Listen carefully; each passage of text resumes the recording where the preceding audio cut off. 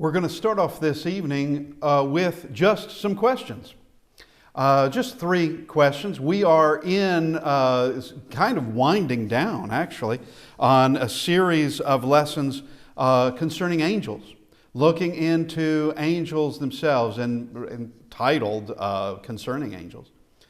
But just some quick angelic questions. All right, where will we find the first mention in the Bible? Where will we find the first mention of angels? Give me book and chapter. Where do we see that? All right, I don't have the Jeopardy music, but we're gonna go ahead. It's Genesis 3. Okay, Genesis 3 starts off with the serpent. He's an angelic being. Okay, he's wicked. He's wicked, but he's not humanity. He's not an Adam or an Eve. He's not God. He is an angelic being. And Satan and his angels, he is identified as, if we had any wonder as to who that serpent was, who was that anyway, Revelation actually will tell us. Identify that serpent of old, also called the devil and Satan. Okay, that is him. But that's how it opens, but it also closes with the mention of cherubim. Verse 24 of Genesis 3, that chapter closes talking about cherubim. They're guarding the way to the tree of life, to where no person could make their way there, whether it was Adam or Eve or any of their children. None of them could make it to the tree of life and live, because cherubim were guarding that tree with a sword. And you wouldn't want to be stepping foot toward that area. You would not. Okay, next question. Which book mentions angels more than any other book in the Bible? Which book is it that mentions the word angel or angels more than any other book? And as it is, that is Revelation. Revelation has those words in it more than any other book in the Bible. All right. Now, which book does it say was in fact given by an angel? He's not the source of it, but it says in verse 1 that this came by way of Jesus Christ, and he was allowed to do this by the Father, and he gave it to an angel, or sent an angel to give this and to signify it. He sent and signified it by his angel, by an angel. And that's the book of Revelation. Revelation starts off 1 verse 1, speaking of an angel, and that the process would have been the Father gives the okay in all this. Christ sends an angel, and the angel gives this to John. All right, that is from Revelation 1 verse 1. Now, let's go to Revelation chapter 4. We're going to look at a couple of things here. Last week we ended up talking about angels as being watchers. And with what Christ actually says in Matthew chapter 18 and verse 10, "Take heed that you do not despise one of these little ones, for I say to you that in heaven their angels always see the face of my Father who is in heaven." All right, that's not to be overlooked. That's not to be neglected. Understanding that there are watchers over us. That's not to say that any of them necessarily protect us. It's not to say that, but they are witnessing things. And as we mentioned last week, I do believe that we did, Paul in the letter of 1 Corinthians speaks of the apostles as being a spectacle to angels and men. That angels are seeing these things that are occurring upon the earth. They witness it. Now, the dead don't necessarily witness that.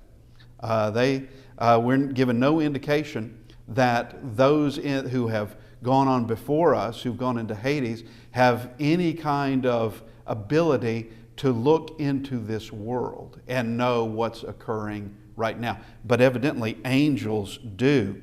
Now, Revelation chapter 4, and we just look at verse 6.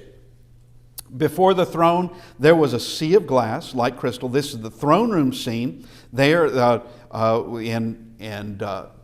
after Christ corrects or warns or prepares the 7 churches of Asia, we now have John who's taken up into heaven.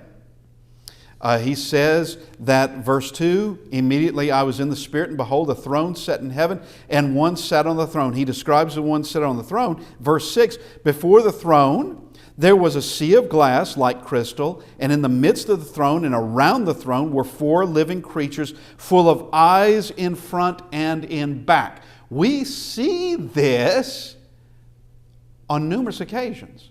Now, why would these 4 living creatures have eyes like this except to watch, to be aware of things? We go to verse 8. The 4 living creatures, each having 6 wings, were full of eyes around and within, and they do not rest day or night, saying, Holy, holy, holy, Lord God Almighty, who was and is to come. These are powerful beings. These are extremely powerful beings. This is very similar to what Isaiah saw in Isaiah chapter 6. Very, very similar of these, the throne of God. The throne of God at that point is seen differently, but you still have one on that throne, and you have these 4 creatures, and they are called seraphim. They are, now in Revelation they're not called that, but they're called living creatures, and here they are. Let's go to Daniel chapter 4. Daniel chapter 4, there is a letter that is sent out by Nebuchadnezzar. And chapter 4 begins, Nebuchadnezzar the king, to all peoples, nations, and languages that dwell on the earth. This is a letter that he has given and is sending out in his empire, and it's to be taken and read in all parts of his empire. And he says in verse 13, I saw in the visions of my head while on my bed, and there was a watcher, a holy one, come down from heaven. He cried aloud and said thus, and you have this command: chop down the tree and cut off its branches, strip off its leaves and scatter its fruit. Let the beasts get out from under it and the birds from its branches. And then it continues on. Now, Daniel is the one that's able to interpret this, but it's this massive tree happens to be a representation of Nebuchadnezzar and what's going to happen to him. The fact is that Nebuchadnezzar was a very powerful man. It's because of him that there is this, it's because of God who's put him there, and that as king or as emperor of the Babylonian Empire. And this tree is going to be felled, but it's not going to be killed. It's going to be felled. That is, it's going to be cut down, but it's going to continue to live. And here is what he says. He says he sees a watcher, a holy one. Somebody was watching him. Now, one could say, well, that could be that of one of the Godhead. Well, I won't disagree with that. But angels are also called holy. And we've already made mention of them watching. Now we go to verse 17. This decision is by the decree of the watchers, and the sentence by the word of the holy ones, in order that the living may know that the Most High rules in the kingdom of men, gives it to whomever he will, and sets over it the lowest of men. There is a lesson involved in this. We go to verse 23, and inasmuch as the king saw a watcher, a holy one, coming down from heaven and saying, chop down the tree and destroy it. All right, so we have this watcher that's there, a watcher who sees what's going on and gives this command. Let's go now a little ways back to Ezekiel chapter 10. Ezekiel 10 and verse 12. And we see these words, and their whole body, with their back, their hands, their wings, and the wheels that the four had were full of eyes all around. He has been describing, actually in quite detail, Ezekiel has been doing this, these creatures. And these creatures are not, they're not anything that's on the earth. These are not natural things of this world. They are not. And he has been describing them. And now he talks about that they are full of eyes. Once again, we just have to ask the question, why would they be full of eyes? Because they would be like a watcher. I don't know why else they would. They could serve very much as a watcher. Now let's go to Genesis chapter 18. Genesis 18, and we look at verse 20. And this concerns, the Lord is speaking to Abraham. And the Lord said, because the outcry, so we're in Genesis chapter 18, verse 20, and the Lord said, or Jehovah said, because the outcry against Sodom and Gomorrah is great, and because their sin is very grave, I will go down now and see whether they have done altogether according to the outcry against it that has come to me, and if not, I will know. Then, now this is what he says he's going to do. Now we'll discuss the details in this in just a second. But if we go to 19 and verse 1, now the two angels came to Sodom in the evening, and Lot was sitting in the gate of Sodom. So it's angels that are sent. God says he's going to find out if what he's heard is true or not. He says, I'm going to find out. I'm going to find this out. But two angels are sent. Now these two angels are going to be finding out, and these two angels are going to be rescuing any one of Lot's family that they can. As it occurs, it's going to be Lot, his wife, and their two daughters that they're able to get out. And they have more than just two daughters, but they're able to get them out of Sodom before it is destroyed. And it is Lot's wife. She doesn't live for a whole lot longer because she disobeys God. They are told not to turn around, not to look at the destruction. She does, and she's immediately turned into a pillar of salt. And she is dying on the same event as Sodom and Gomorrah.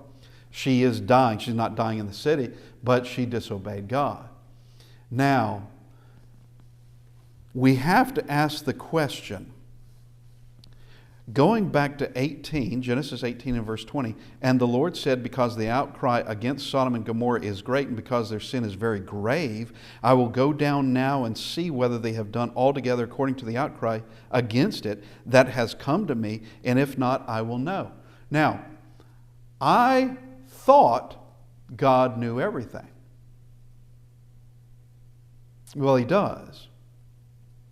So why is he saying this? He would know. We don't have to go much further back than going to chapter 6 to see where God knew that all of mankind was wicked in the days of Noah prior to the flood. He knew that. So why is he saying that he's going to go see if the outcry is really that bad? I'm going to give you my idea on it. My idea is that these two angels are sent there, and what are they going to do? What was their intent? We actually didn't read it. Genesis chapter 19, verse 1, now the two angels came to Sodom in the evening, and Lot was sitting in the gate of Sodom. When Lot saw them, he rose to meet them and bowed himself with his face toward the ground. And he said, Here now, my lords, please turn in to your servant's house and spend the night and wash your feet. Then you may rise early and go your way. And they said, No, but we will spend the night in the open square. That was their plan. Their plan was to spend the night in the open square. All right, why?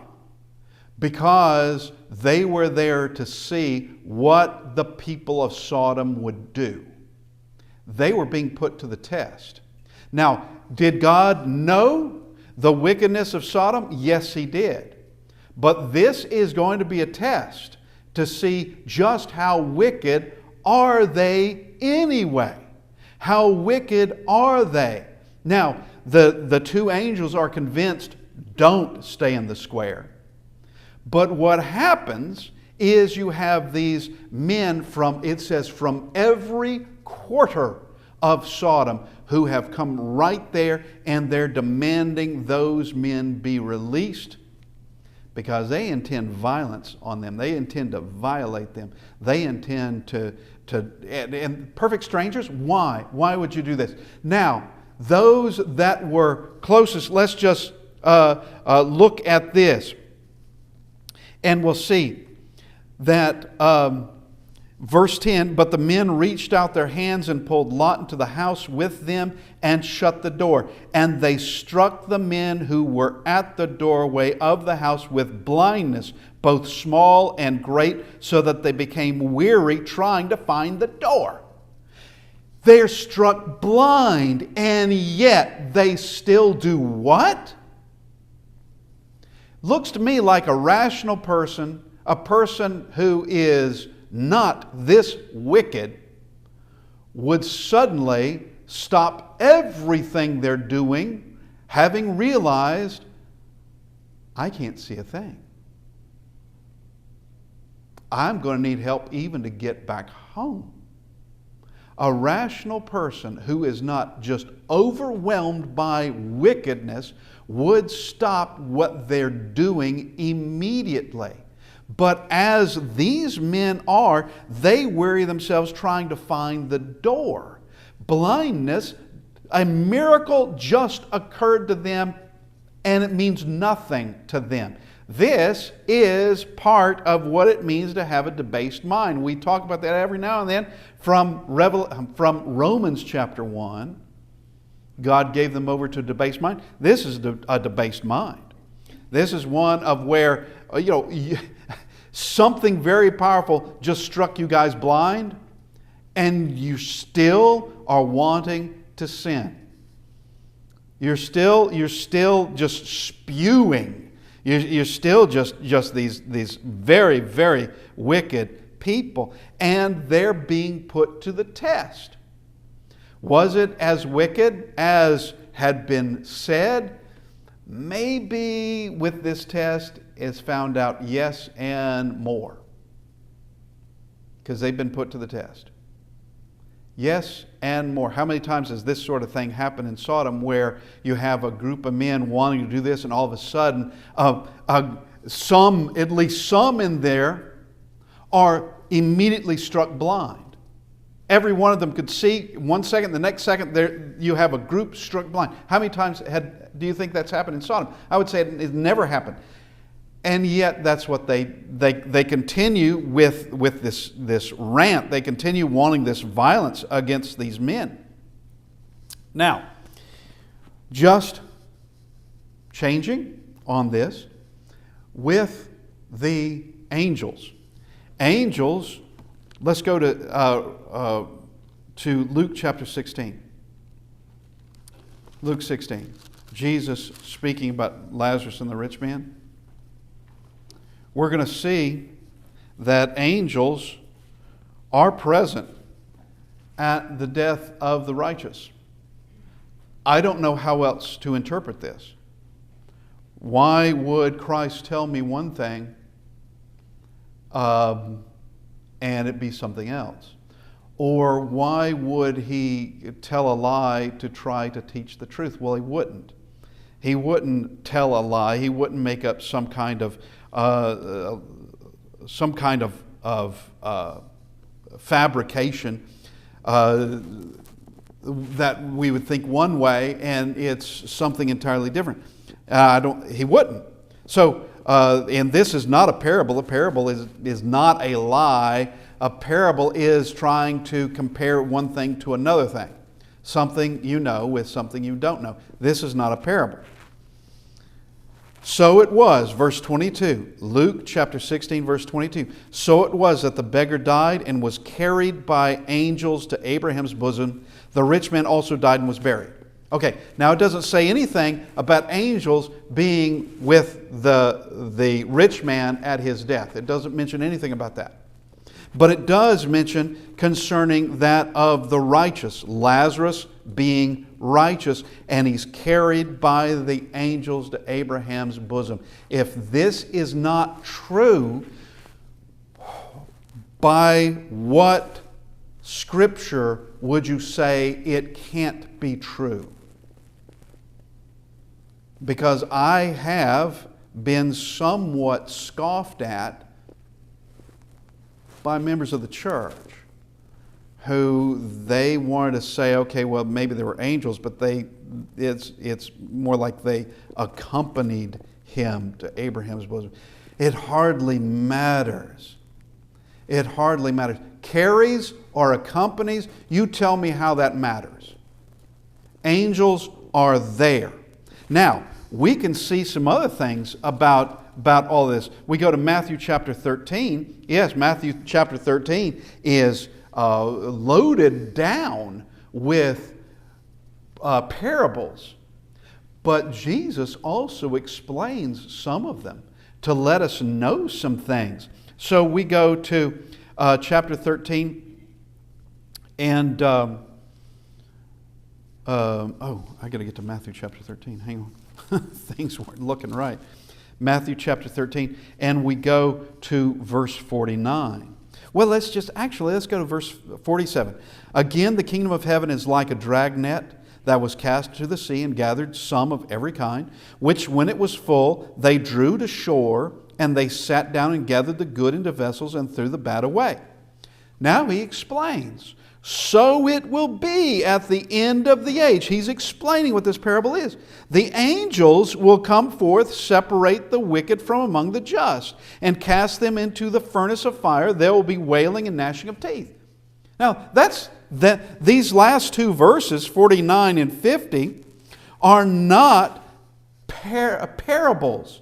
This is explaining the parables, and it has angels involved in this. If we look over concerning the parable of the wheat and the tares, we see the same thing happening in this, that you have that of at the end of the time, that verse 41, the Son of Man will send His angels, and they will gather out of His kingdom all things that offend, and those who practice lawlessness, and will cast them into the furnace of fire. There will be wailing and gnashing of teeth. So angels are going to be involved in this. They're involved. They're not just messengers, but we do see that. Matter of fact, the very word means, angel means messenger. They're not just soldiers. We've seen that with Michael, the archangel. They're not just watchers. They are that. We have also seen them as guardians, such as Daniel in Daniel chapter 6 and the lion's den. Also, who was it that kicked Peter in the side to wake him up? It was an angel that did that. I don't know how hard he kicked him, but he wakes him up to get him out of the prison, and the two of them go walking out. And it isn't until they are entirely out of the prison and Peter is on the street in the middle of the night that he realizes, this is not a vision. I am literally standing outside the prison in the street of Jerusalem. And then he walks and is going to where the brethren are. And it was an angel that did that. All right, there is this also in this of angelic beings being part of that of separating the just, the righteous from the wicked. But there's also that of being destroyers. Being a destroyer is not like a soldier. Being a destroyer is very close to an executioner. Let's go to Revelation chapter 9. We have been talking about angels that we know by name. And While, yes, the book of Revelation is a vision, it most certainly is. We have many visions that are in this book. Something is being taught, and we just want to make some comparisons just to see. Is what is being discussed here to be taken as a vision only, and there isn't such a person as this? Or could there be such a person as this, such as this angel who is given an unusual name? Verse 11, Revelation chapter 9, verse 11, and I will say this is one of the most confusing, unearthly chapters in the book of Revelation. It most certainly is. And it's meant to be that way. And they had as their king over them the angel of the bottomless pit. All right, and I've had brethren say there can be no such thing as a bottomless pit. Okay, that's a logical impossibility. You cannot have a bottomless pit. But the fact of the matter is, the words are not in the Greek are not bottomless pit. It's abyss, abyssus. That's the word, abyss. Can there be an abyss? Yeah. It wasn't too long ago we were talking about that of Legion begging not to be cast into the abyss. All right, and Christ doesn't. He doesn't do them. They want to go into that herd of swine, and they go off into that herd of swine.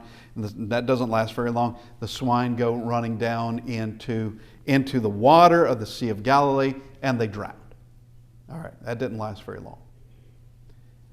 He is the king over them, the angel of the bottomless pit, whose name is in Hebrew is Abaddon. Now this is unusual because it's giving us his Hebrew name and it's going to be giving us his Greek name. But in Greek, his name is Apollyon. So we have his name both in Hebrew and in Greek, and both of these words mean the same thing. They mean destroyer, which would describe what he does. Just like the name Satan means adversary, because that's what he is. Here, Apollyon is a destroyer. Now, we have to ask the question, is he good or is he evil? Because I know folks where they will say either way. I will tell you what I believe. I think he's doing the will of God. If he has the keys over the bottomless pit, of which he does, I say he's more of like a jail keeper. He's more like a warden, and that he is doing the will of God, whether he is destroying or whether he is closing up the bottomless pit or opening up the bottomless pit. That he is someone doing the will of God, known as Apollyon or Abaddon.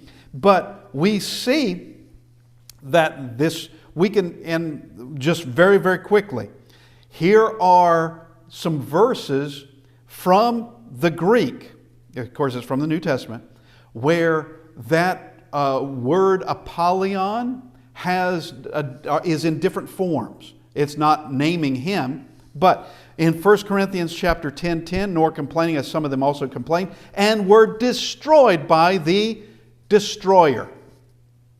All right, tell me how that couldn't have been Abaddon or Apollyon. All right, destroyed, that is using that same form of word of Apollyon, and destroyer, that's Apollyon.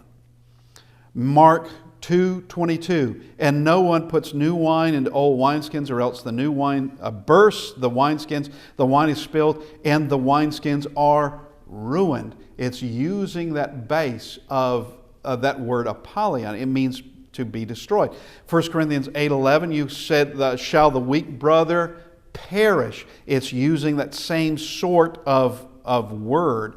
And there are others we can look at in all of this. But let's go now to 1 Chronicles. 1 Chronicles chapter 21. And we see, I think very clearly, 1 Chronicles 21, verse 15, we are seeing Abaddon in action. And God sent an angel to Jerusalem to destroy it.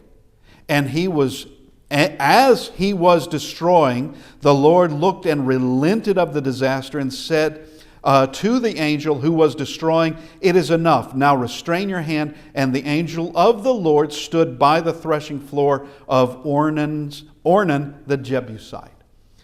Is that the destroyer that we see mentioned in Revelation 9?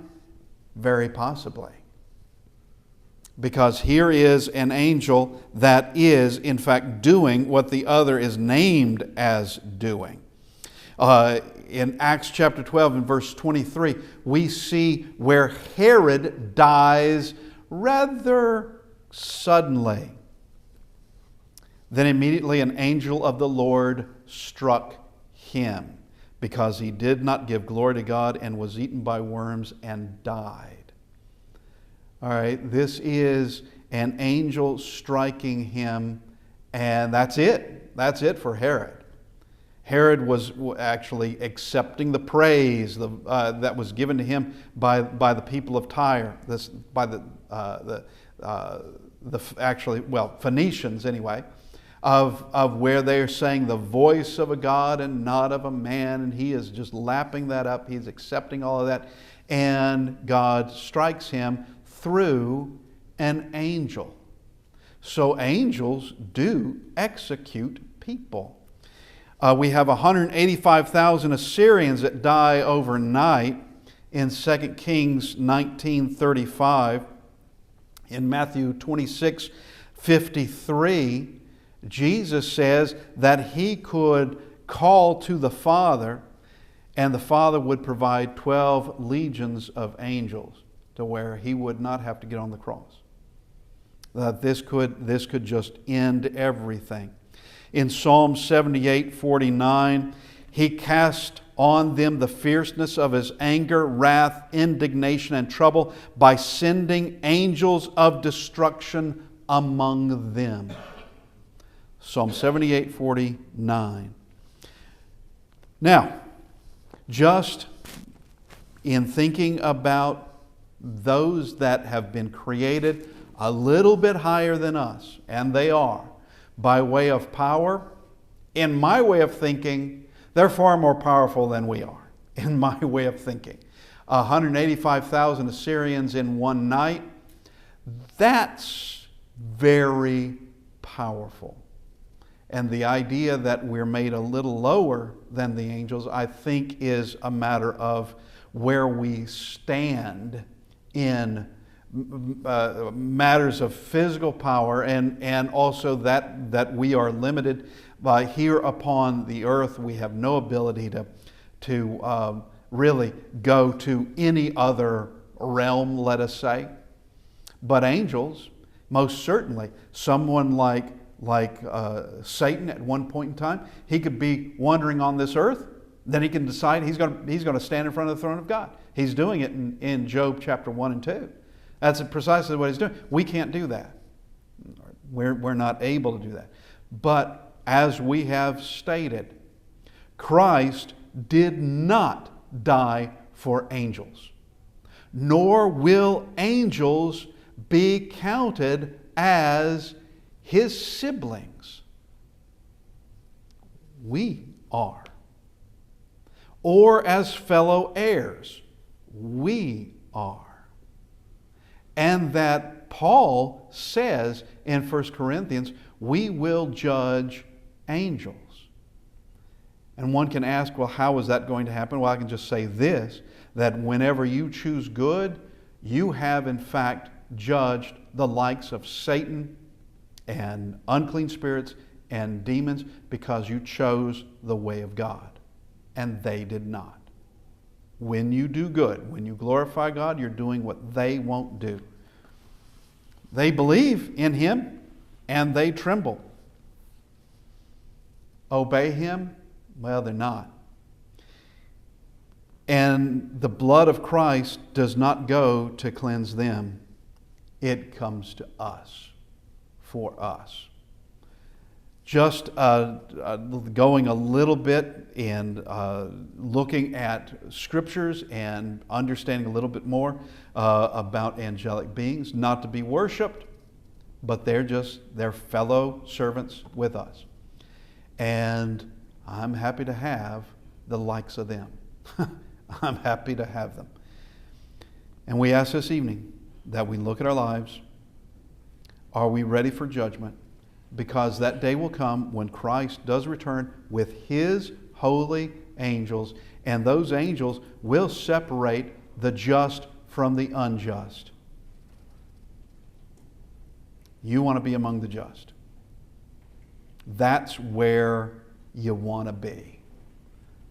And that requires faithfulness to God in all things. And we ask this evening, if you need to respond to the invitation, that you come as we stand and sing.